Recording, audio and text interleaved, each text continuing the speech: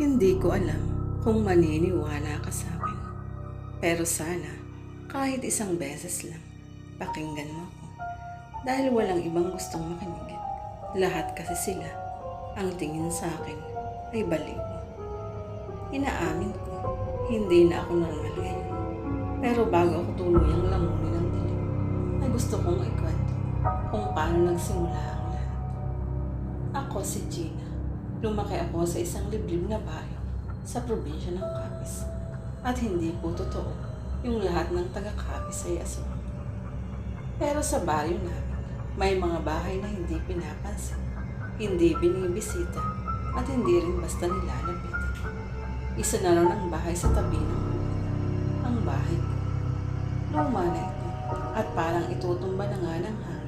At may bubong na laging may narinig akong kaluskos tuwing hating gabi. Sabi ng matatanda sa amin, huwag kang lalabas pag may kumakaluskos sa bubong dahil baka bumabayan para sa'yo. Bata lang ako ay takot na ako sa ingay sa bubong. Pero nung tumanda na ako, ay doon ko na lamang hindi lang pala ingay. May nanonood na pala sa akin tuwing gabi. Noong namatay ang tatay ko, sa sakit ay mag-isa na lang akong naiwan sa bahay. Hindi rin ako nakapagkolehiyo. Naglalabada na lang ako. Nag-aalaga ng baboy at kung ano-anong racket para mabuhay. Lahat sa akin ay tahimik. Lahat ay normal naman noon. Hanggang isang gabi, habang natutulog ako, ay naramdaman kong may gumagapang na naman sa bubong. At hindi yun pusa. Dahil malalaki ang yabag. Mabigat at parang tao. Tapos biglang, tok, tok, tok, sa tapat ko, sa mismong itaas ng katre ko. Nagtago na lang ako sa ilalim ng kumot at nanalangin. Pero sa gilid ng mata ko, nakita kong may anino na sa tapat ng bintana. Baluktot ang katawan, mahaba ang buhok, at ang mga kuko umahagod sa balara. Kinabukasan ay may sugat na ako sa braso.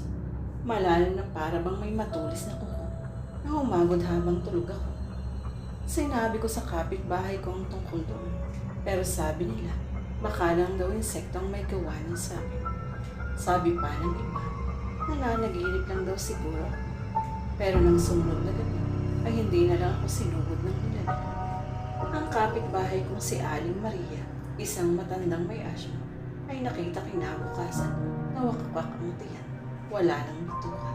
At ang pintuan nila ay may bakas ng matatalas na. Lahat ay tahimik at walang gustong magsalita. Pero may isang matandang lumapit sa akin, si Kadoray, pinakamatandang residente sa baryo namin. May marka ka na iya, bulong niya. Napili ka na nilang sundan dahil may dugo ka ng ina mo.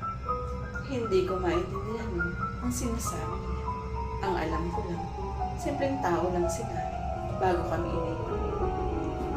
Pero ayon kay Kadoray, bago pa nito ako'y silang, si nanay raw ay kasapi na ng linya ng mga aswang noon.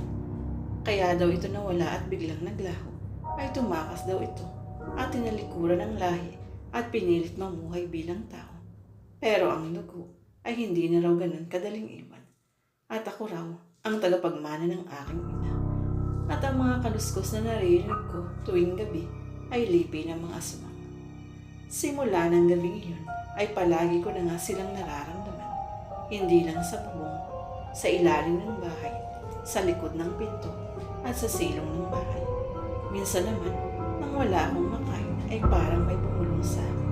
Dugo, sariwang dugo. Nang minsan nasugatan din ako, ay napansin kong hindi na dumudugo ang sugat ko na parang naghilom agad. At sa unang pagkakataon sa buhay ko, naramdaman kong gusto kong kumain ng hilaw na karne.